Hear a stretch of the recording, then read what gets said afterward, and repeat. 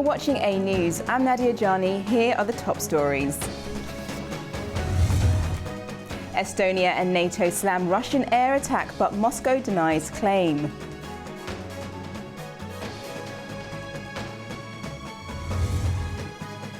Trump says he is speaking with Afghanistan to regain control of Bagram airfield. And UN Security Council fails to adopt resolution on continued Iran sanctions relief.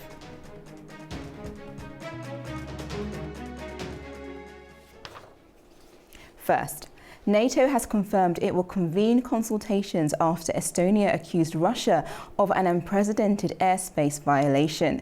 Tallinn says 3 Russian MiG-31 fighter jets entered its skies for more than 12 minutes, the most serious breach in years.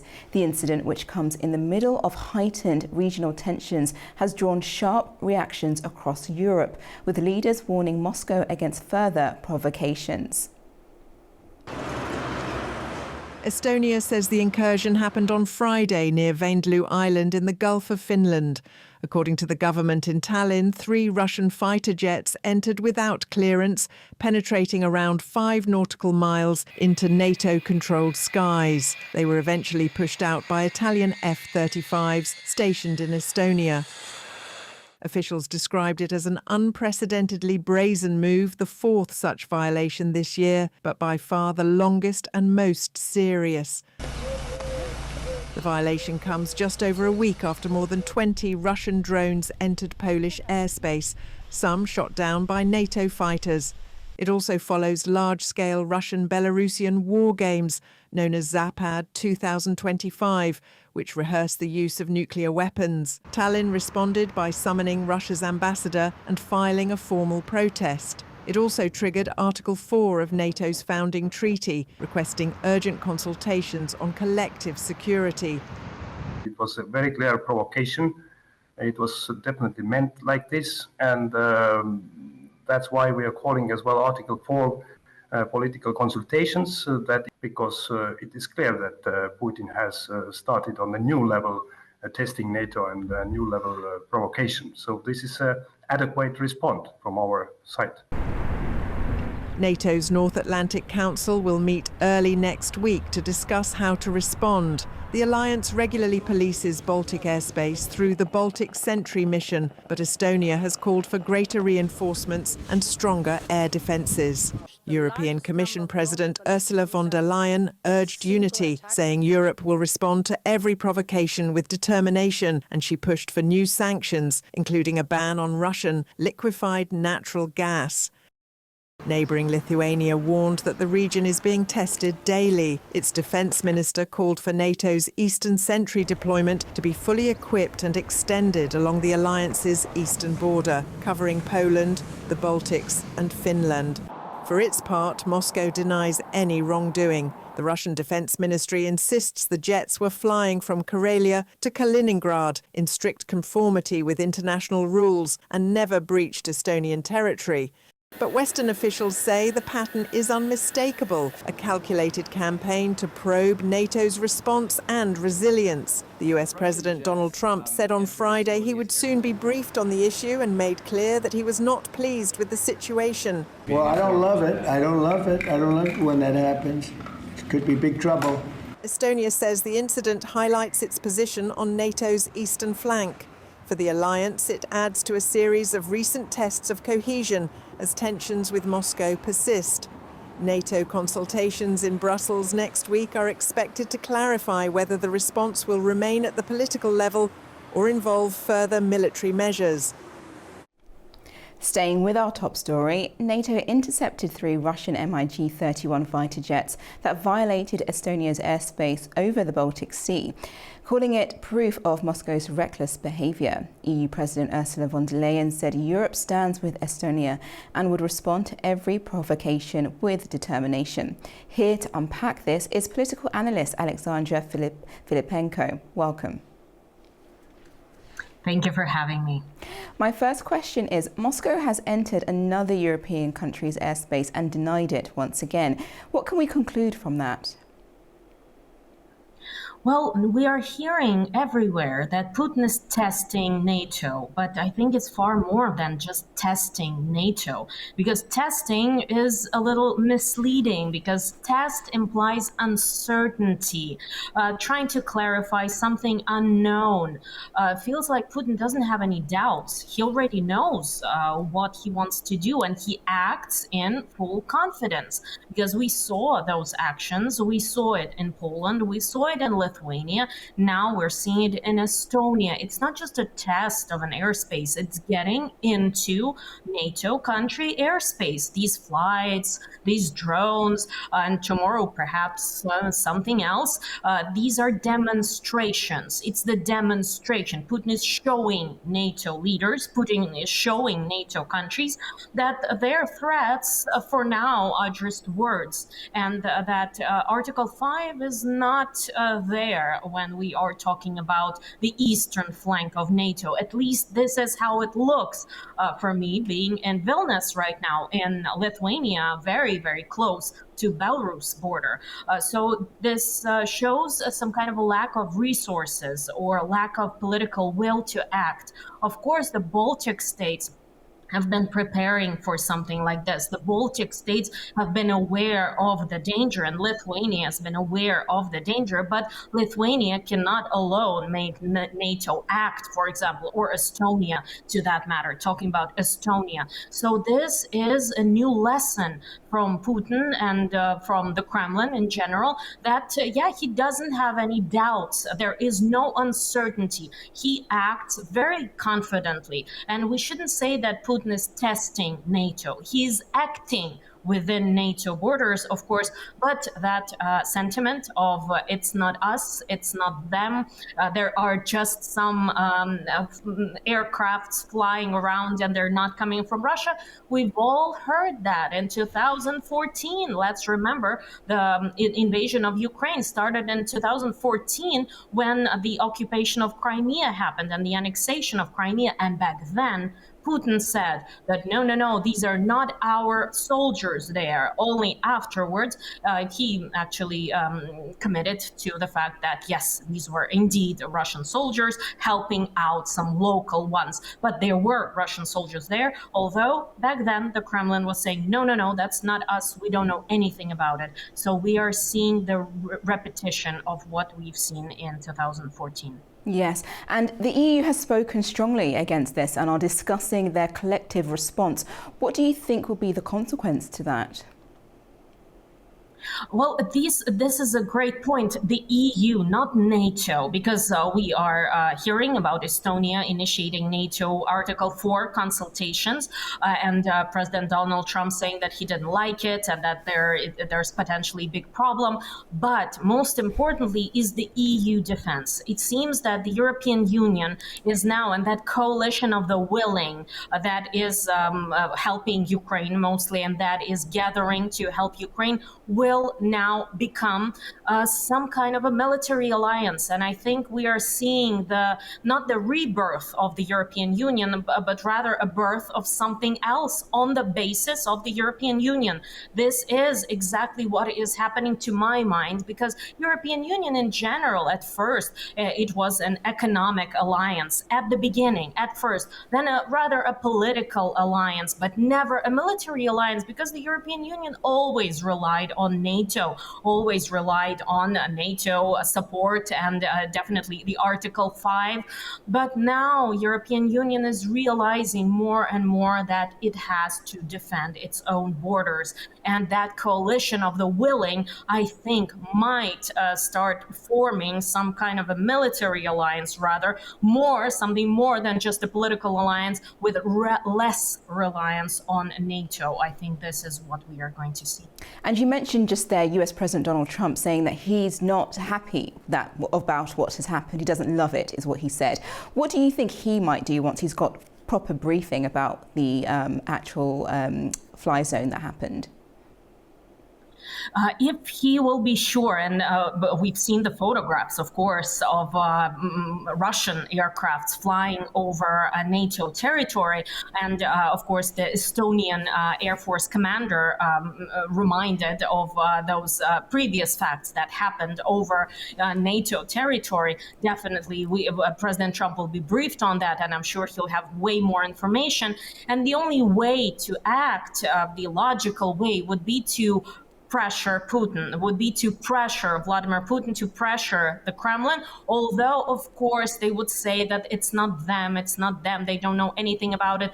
But I think it's rather difficult to suppose that those are military aircrafts flying around out of thin air. They came out of thin air, or maybe from another planet. Then we all need the help of Elon Musk or someone from NASA, for example. But being serious, actually, Donald Trump can really get offended, I would say, by that, because if we're talking about NATO alliance, of course, the United States are a leader of this NATO alliance. And if Donald Trump is really offended, he would push Vladimir Putin.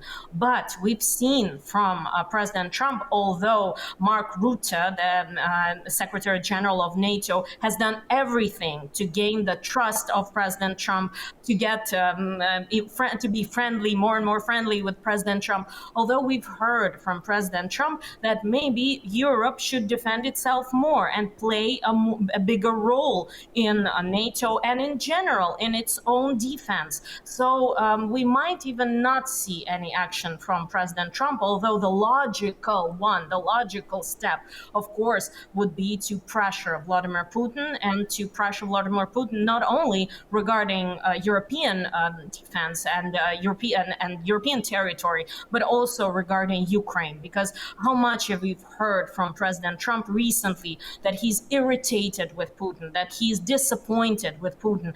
We've heard that a lot in recent days, in recent weeks, I would rather say, and there is nothing happening on that front. President Putin is not moving forward, not coming forward for President Trump, not doing anything, nothing about ceasefire, although Ukraine 6 months ago, or more than 6 months ago, already stated that they're ready for a ceasefire with no additional agreements as of now, just ceasefire starting immediately. But Russia is not ready for it. Russia is not moving forward towards President Trump. So there are reasons for President Trump to really be irritated with Putin. And now with that NATO airspace being raided by Russian aircrafts.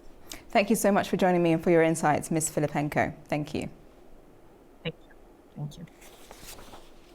Over to Ukraine now, and Ukrainian President Volodymyr Zelensky reported that a Russian drone attack overnight killed at least 3 people and left dozens more injured. His statement comes as officials also reported 1 death and 26 injuries in the southeastern city of Dnipro following a Russian airstrike. Zelensky said Russia launched around 580 drones and 40 missiles targeting Ukraine's infrastructure, civilian production companies and residential areas overnight.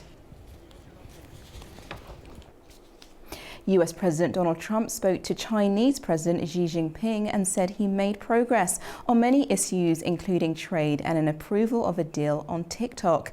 In a social media post, Trump announced that the two will meet at the upcoming APEC summit in South Korea next month. He added he will also visit China next year.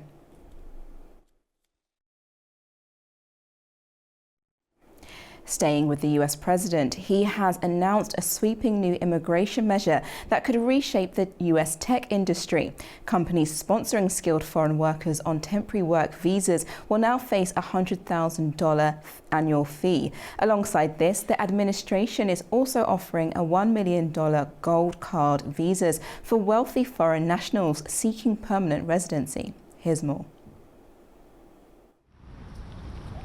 The Trump administration has unveiled its most dramatic immigration move yet, a $100,000 annual fee for companies sponsoring skilled foreign workers on H-1B visas. The White House says the policy is designed to protect American jobs while still giving firms access to top global talent. This will ensure that the people they're bringing in are actually very highly skilled and that they're not replaceable by American workers. So it'll protect American workers, but ensure that companies have a pathway to hire truly extraordinary people and bring them to the United States to work. We need workers. And one of the biggest problems we have is that people, they go to the best schools and they do great and they get great marks, and then they're thrown out of the country. You're not allowed to stay. This way, a corporation will be able, sort of like a signing bonus in baseball or football, a corporation will be able to get them to stay in the country, and everyone's going to be happy. And we're going to be able to keep people in our country that are going to be very productive people. And in many cases, these companies are going to pay a lot of money for that. The administration insists the goal is to curb reliance on foreign labor and force companies to train American graduates instead. If you're going to train somebody, you're going to train one of the recent graduates from one of the great universities across our land. Train Americans, stop bringing in people to take our jobs. That's the policy here, $100,000 a year for H-1B visas, and all of the big companies are on board. We've spoken to them about the gold card. They love it. Alongside the H-1B fee, the administration is also offering a so-called gold card, a $1 million visa that provides wealthy foreign nationals a fast-track path to permanent U.S. residency. So there's an incentive to hire an American, but there may be instances where it's better off doing it through expertise or whatever it may be. But they're both unbelievable, whether it's a gold card or anything else that we talked about today. The new rules take effect on the 21st of September and could reshape the tech industry's access to foreign talent. While Trump insists companies are on board, critics warn the fee could stifle innovation and drive talent away from the U.S. US President Donald Trump on Friday said he was speaking with Afghanistan about regaining control of the Bagram air base. He said it should have never been given up, he told reporters in the Oval Office. We'll see what happens with Bagram. We're talking to Afghanistan. It should have never been given up. It was the most embarrassing day in the history of our country. There was no reason to give it up. I was leaving Afghanistan. I was leaving. I was the one that got it down to 5,000 soldiers, but we were going to keep Bagram, the air base. I said it yesterday. After hearing Trump's desire to regain Bagram, Kabul stressed it does not accept a foreign military presence on its soil. Our Afghanistan correspondent has more on the story. In a recent statement, US President Donald Trump criticized the Biden administration for what he called the abandonment of Bagram during the US withdrawal from Afghanistan in 2021. He underscored the base's importance not only for its size but also for its location, just an hour's flight from parts of China. Those comments quickly drew a response from Kabul. Zakir Jalali, senior Afghan Foreign Ministry official, writing on X, acknowledged Trump's reputation as a businessman and dealmaker, but stressed that Afghanistan does not accept a foreign military presence on its soil. The official wrote that while Kabul is open to political and economic engagement with the United States, relations must be built on mutual respect and shared interests without US troops on Afghan territory. He added that military presence was firmly rejected in past agreements, including the Doha talks, though doors remain open for other forms of cooperation. Trump has repeatedly condemned the Biden administration's handling of the withdrawal from Afghanistan. And his latest comments suggest he views regaining Bagram as part of his broader foreign policy vision. For now, however, the Taliban continue to assert control over the base, rejecting any prospect of US military return. This is Tamim Bahis in Kabul for A News. The UN Security Council has failed to adopt a resolution that would extend sanctions relief for Iran under the 2015 nuclear deal, also known as the Joint Comprehensive Plan of Action. The move highlights deep divisions among global powers over Tehran's nuclear program. The UN Security Council failed on Friday to adopt a resolution that would have permanently extended sanctions relief for Iran under the 2015 nuclear deal. South Korea, serving as Council President for September, put forward the draft, but it received 4 votes in favour, 9 against, and 2 abstentions, falling short of the 9 votes required for adoption. Britain, France, and Germany, the European members of the deal, known as the E3, had triggered a 30-day snapback process on August 28th, citing Iran's alleged non-compliance with the nuclear agreement. Iran denies any intention to develop nuclear weapons. The door for diplomacy is not closed, but it will be Iran, not the adversaries, who decides with whom and on what basis to engage. Iranian Foreign Minister Abbas Araghchi will meet with European counterparts next week on the sidelines of the UN General Assembly. Meanwhile, the divided vote highlighted the lack of consensus among Security Council members.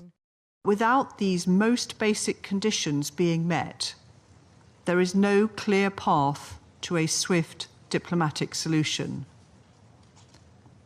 We regret that Iran has so far failed to take these steps, and we urge them to act now. We are ready for further engagements diplomatically in the next week and beyond to seek to resolve differences. The US, which also voted against the draft, said the decision does not prevent meaningful diplomacy. Acting Ambassador Dorothy Shea stressed that sanctions could still be lifted later if an agreement is reached. As the United Nations marks 80 years of existence, with world leaders gathering in New York for the opening of its annual General Assembly. Nearly 150 heads of state and government are expected to take the stage in the week ahead, as the organisation faces some of the gravest global challenges since its creation in 1945. Every September, the United Nations General Assembly provides a unique platform, one hall where every country, large or small, has a voice. This Tuesday marks the start of the 81st session under the theme Better Together, 80 years and more for peace, development and human rights. The UN was founded in the aftermath of the Second World War with just 51 members. Today it counts 193 states, plus observer delegations such as the Holy See, Palestine and the European Union. Its purpose remains rooted in preventing conflict, promoting human rights and fostering international cooperation. By tradition, Brazil is always the first to address the Assembly, followed by the United States as host nation. After that, the order is set by rank and registration. This year, speeches are expected to be dominated by war and humanitarian emergencies. In Gaza, famine warnings have already been issued as the conflict between Israel and Hamas nears its second year. Israeli Prime Minister Benjamin Netanyahu will speak next week, while Palestinian President Mahmoud Abbas will only appear by video after being denied a US visa. Ukraine will also be center stage. President Volodymyr Zelensky is scheduled to address the Assembly on Wednesday, with Russia's Foreign Minister Sergei Lavrov taking the podium on Saturday. Meanwhile, the Security Council will convene a high-level debate on the war. Other key speakers include Iran's President Masoud Pezeshkian, who arrives amid urgent talks over Tehran's nuclear program, and Syria's interim President Ahmed al-Sharaa, given a rare UN travel exemption despite his group remaining under sanctions. His appearance will mark Syria's first post-Assad debut after more than a decade of civil war. Alongside conflict diplomacy, the agenda stretches across the world's other challenges. Climate change will again be a rallying call, especially from small island states most threatened by rising seas. But critics say its structures still reflect the world of 1945, not the multipolar reality of today.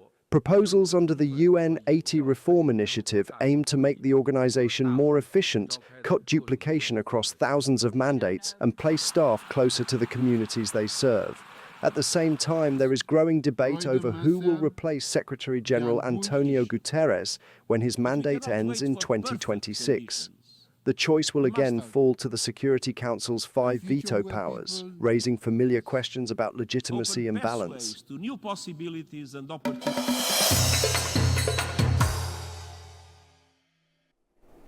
Turning to the region now, and US President Donald Trump says he will welcome President of Turkey Recep Tayyip Erdogan to the White House next week. their first bilateral meeting since 2019. The visit is set for the 25th of September in New York and is expected to focus on resolving a long-running dispute over fighter jets. Trump said talks will cover a major F-16 deal, Boeing aircraft purchases and renewed negotiations on the F-35 program. Turkey was expelled from the F-35 project in 2019 after buying Russia's S-400 missile system. But Erdogan recently claimed he had reached an agreement with Trump and expects the jets to be delivered during his term. Rwanda's President Paul Kagame received a red carpet welcome in Baku today. President Ilham Aliyev hosted his counterpart as the two sides deepened political and economic ties. President Kagame was welcomed with a full state ceremony, including an honor guard and the national anthems of both countries. Ilham Aliyev, President of Azerbaijan, held a one-on-one meeting with Paul Kagame. The visit continued with an expanded meeting over a luncheon, giving officials from both nations a chance to explore broader partnerships in politics, economy and culture. After a ceremony was held in Baku to exchange documents signed between Azerbaijan and Rwanda with the participation of the presidents. The two leaders also addressed the press together, highlighting growing ties between the two nations. This visit underscores a new chapter in strengthening Azerbaijan-Rwanda relations.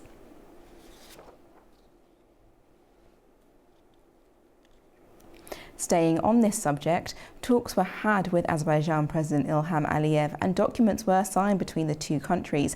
Joining me now to discuss this further is Dr. Tom Mulisa, Lecturer of Comparative Constitutional Law and Executive Director of Great Lakes Initiative for Human Rights and Development. Welcome. Thank you. My first question is, how important was this meeting between the two leaders and what came out of their talks today? Thank you. I think the meeting was quite important, and I think it is a continuation of a series of meetings that have taken place before with the Minister of Foreign Affairs of Azerbaijan and that one of Rwanda meeting previously. And we've had also the two presidents, I think, meeting during the COP29. So this meeting comes after a series of meetings from 2004, 2017, 2019. I think this is cementing a series of meetings and memorandums that have happened before. Great. And what can you tell us about, the climate change agenda between these two countries that have been ongoing? Is anything updated since then? Yes, I think reading through the Rwandan media today, we can see that Rwanda is seeking to tap into the energy. The energy discussion is at the front with the two countries, tapping the solar, how to use the solar and the wind energy. I think discussion on the energy within the energy sector are topping. We also had a memorandum on service agreement, which I think has been part of the discussions. A memorandum on the public delivery, which is important between Rwanda and board and the export promotion on the other side. And Rwanda just discovered there are 1 or 2 students only. So that's the memorandum in Azerbaijan, the memorandum on education. And it's quite important. The government also went with the Minister of Agriculture, which I think that Rwanda would more Azerbaijan side of agriculture and animal industry. Great. And their diplomatic ties, as you mentioned, reach back to 2004 when it was first established. How might their relationship now enhance both regions, both their countries? Yes, thank you very much. I think we're looking at Rwanda is looking more to the cooperation, trying to look more to the countries where they can share more of the innovation and exchange. The previous sales of the traditional, with the UK, France, and Belgium and others. I think Rwanda would look more countries where there is mutual respect, mutual cooperation, and this has been happening since 2017, 2019, and I think agreement putting together this these agreements and cooperation is going to concretize development on both sides. And I think Rwanda, reading through the Rwandan media today, I could see that the Rwandan farmers are also looking at how could they get their coffee products on the market in Baku. Lovely. Thank you so much for joining me and for your insights, Mr. Melissa. Thank you. Thank you. Thank you very much. Azerbaijan is marking State Sovereignty Day today. The 20th of September commemorates the country's full restoration of sovereignty following the successful counter-terrorism operation in Karabakh in 2023. It has been 2 years since the Azerbaijani army carried out local anti-terror measures in the Karabakh Economic Region. Launched on the 19th of September in 2023, an operation aimed to restore the country's constitutional order. Baku's main objectives were to ensure the implementation of the trilateral statement, prevent large-scale provocations in the Karabakh Economic Zone region, and disarm Armenian armed formations from Azerbaijani territory. Using precision-guided weapons, frontline and rear positions of Armenian armed forces, long-term firing points, as well as combat equipment and military facilities, were destroyed. During these local anti-terror measures, civilians and civilian infrastructure were not targeted. Armenian military personnel, running low on ammunition, abandoned their combat positions in disarray and panic. As a result of these anti-terror measures, Armenia's illegal military formations surrendered in less than 24 hours. This victory enabled Azerbaijan to fully restore its state sovereignty and territorial integrity and brought an end to separatism in Karabakh. The successful operation has prevented years of provocations and illegal actions by Armenia. During the local anti-terror measures, 192 Azerbaijani soldiers were killed. According to the decree signed by President Ilham Aliyev, the 20th of September is annually celebrated as State Sovereignty Day in Azerbaijan. Armenia's ruling Civic Contract Party announced plans to initiate the adoption of a new constitution following the parliamentary elections scheduled for June 2026. The party said it would seek a constitutional majority and, if successful, put the draft to a nationwide referendum. Speaking at the party's 7th Congress, Prime Minister Nikol Pashinyan highlighted that Armenia had entered a new stage of its history after signing a peace declaration with Azerbaijan. He stressed that for the first time since independence, there had been no military casualties on the Armenia-Azerbaijan line for 1 year and 7 months. Armenia Foreign Minister Ararat Mirzayan said details of the Trump route for international peace and prosperity project will be clarified in upcoming talks with the US officials. He noted that agreements with Azerbaijan outlined in the Washington Declaration ensure the unblocking of regional transport links. These will be based on sovereignty, territorial integrity, and mutual benefit.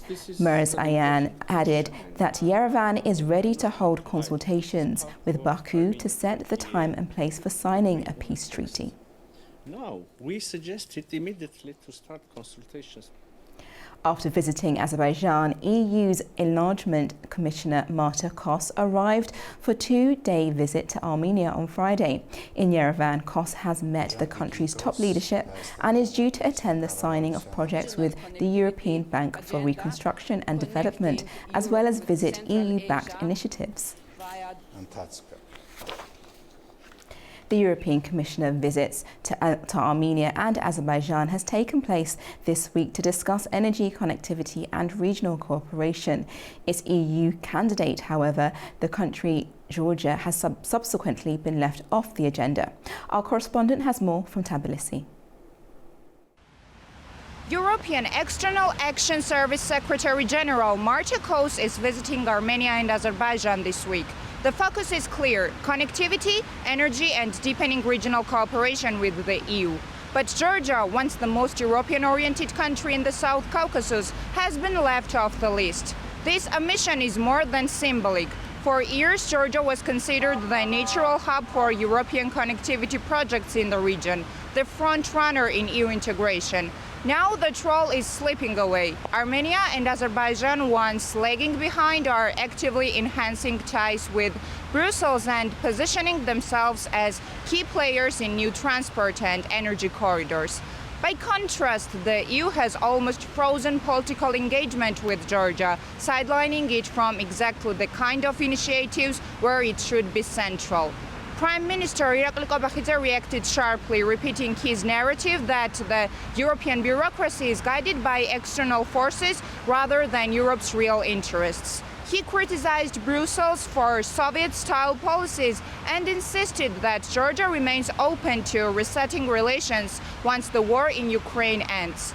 But the rhetoric is unchanged, and so is the reality. While Qobakhidze takes EU decision-making, Georgia is missing out on strategic opportunities that its neighbors are seizing. The diplomatic message is also unmistakable. Europe is investing in the South Caucasus, but not in Georgia. What was once the region's most European country is now drifting away, and the government in Tbilisi shows little urgency about the cost of being left behind.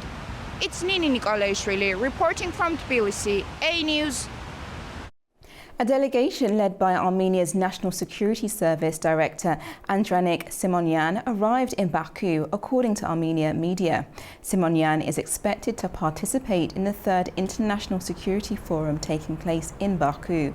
This year's forum focuses on strengthening cooperation between security agencies to prevent humanitarian crisis. His visit concludes on Sunday. The State Oil Company of Azerbaijan held an event to celebrate Oil Workers' Day and the 31st anniversary of the signing of the contract of the century. Socha President Rovshan Najev highlighted the country's energy achievements, noting that Azerbaijan now exports natural gas to 14 countries. The event recognized outstanding oil workers with awards and certificates and introduced new members of the Socha Volunteers Group. Veteran workers were also honoured, including a letter of thanks sent to President Ilham Aliyev for his support of the industry. A new peace deal between Baku and Yerevan is set to transform the South Caucasus into a connected tourism destination, with Azerbaijan is emerging as a central hub for travellers exploring the region. The peace agreement between Azerbaijan and Armenia is opening the South Caucasus to international tourism. With borders reopening and regional transport links improving, Azerbaijan is positioning itself as a gateway for travellers exploring multiple countries, including Armenia, Georgia, Turkey and Iran. The country has invested heavily in modernising airports, roads, railways, hotels and tourist facilities, making travel smoother and more convenient. Key infrastructure projects, such as a new 43-kilometre transit corridor linking Azerbaijan to its Nakhchivan exclave and beyond, will further enhance regional connectivity. Azerbaijan's rich culture, history and diverse landscapes are now more accessible, attracting visitors interested in adventure, heritage tours and wellness travel. The improved stability in the region is also reshaping international perceptions, presenting the South Caucasus as a safe and welcoming destination. Tourism growth is expected to boost the economy, create jobs and support local businesses. With its strategic location and modern infrastructure, Azerbaijan is emerging as the central hub for a thriving South Caucasus tourism network, offering travellers a seamless multi-country experience. That's all the news we have for you. I'll be back at 10 p.m. for your next update. Stay tuned to A News.